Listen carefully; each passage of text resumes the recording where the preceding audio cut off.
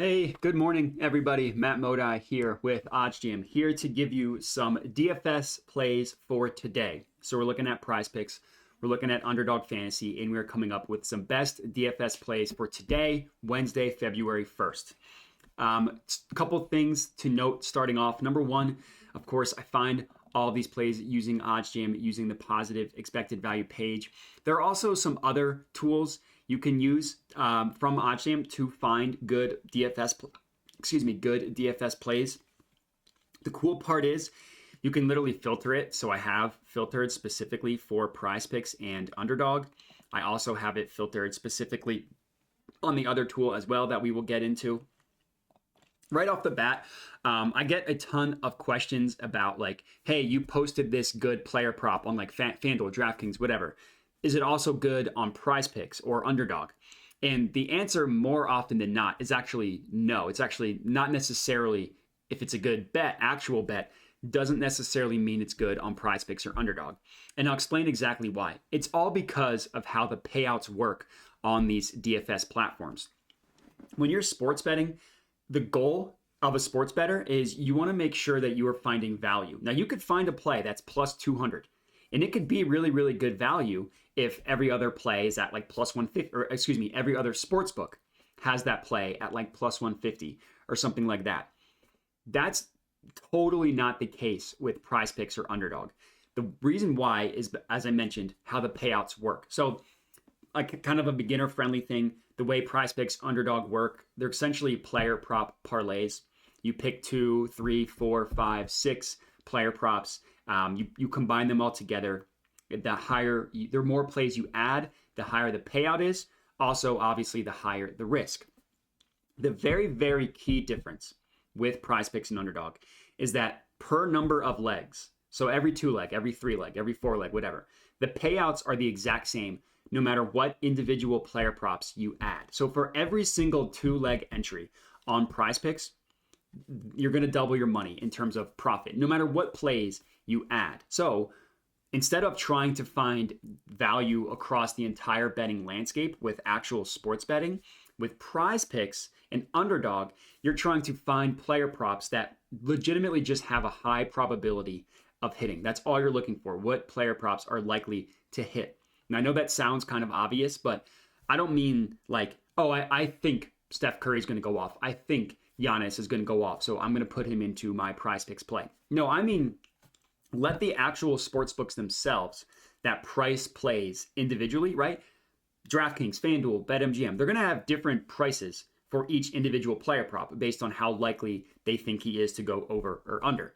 That's not the case with PrizePicks. So if you can find player props that the sports books themselves tell you are likely to hit, that makes it a really good play to add in PrizePicks and Underdog. And here's an example, excuse me, of what I'm talking about. So the play, and this is our first leg, so you can go ahead and lock this in on PrizePicks, is Domantas Sabonis over 39.5 points, rebounds, assists. So this is the first leg of our PrizePicks entry. So the implied odds of a 5 or 6 pick flex per individual leg on PrizePicks is roughly minus 119. Now I go through the math on a different video. So if you want to know the nitty gritty math behind 5 or 6 pick flex, I recommend just literally search that in the OddsJam YouTube channel. So every 5 or 6 pick flex individual odds of minus 119. Now look at where non-underdog and non-underdog and PrizePicks where the actual sportsbooks price this. So for Underdog, the implied odds are minus 122. So this is actually a good leg to add on both PrizePicks and Underdog. Put it on both of them. Look at where the other actual sportsbooks price it. So you take out these two. Pinnacle, which is generally regarded as the sharpest sportsbook in the world, has this all the way up at minus 146. DraftKings, minus 135. Caesars, minus 160.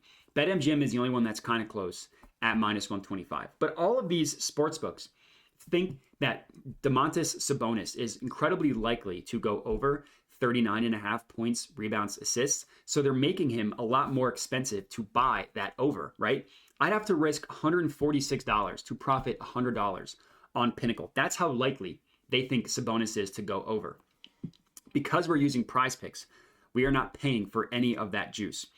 Another thing that I like to do, so one thing that, just to back up a little bit, I personally find fascinating about sports betting is that all odds have an inherent win percentage associated with them. So OddsJam calculates what they deem to be the perfect line of an individual market, and these odds are pulled into these no vig odds that you see right here. So this column here is where OddsJam calculates the perfect line of a market, the true line. They're pulled from the sharpest sports books, so that's kind of where the numbers come from. But if you click this little calculator right here, it actually will give you the win percentage of each individual or of this specific play. So basically, the sharpest sports books in the world on average are telling you that Domantas Sabonis is roughly 55%, or roughly has a 55% chance of going over 39.5 points, rebounds, assists. Now, the break-even number for PrizePicks is like 54.25, something like that. It's kind of the break-even number. So if you can find player props that hit more, are likely to hit more often than that, those are profitable. And that's exactly what OddsJam shows you. So first leg, Domantas Sabonis over 39.5 points, rebounds, assists. Next leg, we're looking at Trey Jones to go over 5.5 assists. So this one is just good on PrizePicks. OddsJam calculates the perfect line of this to be at about minus 121. The win percentage of this one is at about 54.75%. So Trey Jones has a 54.75% chance of going over 5.5 assists. And then again, if you want to look at every sportsbook and where they price it, right, we see the implied odds of an individual leg at minus 119. Across the board, minus 136, minus 143, minus 135, pretty much minus 130s across the board, all the way up to minus 156 on FanDuel. So again, every single sportsbook that prices individual legs are telling you how likely Trey Jones is to go over 5.5 assists. But because of the payout structure of PrizePicks, of Underdog, we are not paying for any extra juice. We're paying for the same exact amount of juice. So this is leg number 2, Trey Jones over 5.5 assists. Next up, we're looking at De'Aaron Fox under 1.5 made threes. The logic here is the exact same across the board. OddsJam calculates the perfect line of this to be at about minus 120.5. The win percentage of this one is above 54.5% at 54.65%. And again, looking across the board at every market, Pinnacle, minus 142. BetOnline, another very, very sharp sportsbook at minus 139. And then look across the board, minus 142, minus 140, minus 135, blah, blah, blah. All of them, looks like the closest one is at minus 135, up all the way up to minus 140, minus 142, something like that. So the minus 119, great price. That was leg number 3. Leg number 4, Chris Paul under 10.5 assists. Now, right off the bat, I did a player prop video where I took Chris Paul's over. The reason why that was a good play was because I got a really good price as soon as this loads at plus 120 odds. So it's all about, when you're actually sports betting, it's all about the odds. You could take a play that is unlikely to hit if you're getting a good price on it, which I did. It's also a good price for Chris Paul to go under 10.5 assists if you're getting that on PrizePicks or Underdog.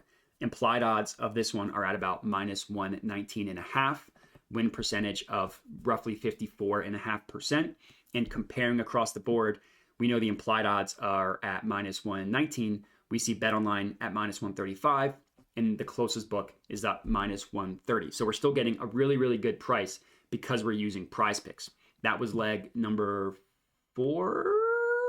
Yeah, that was leg number 4.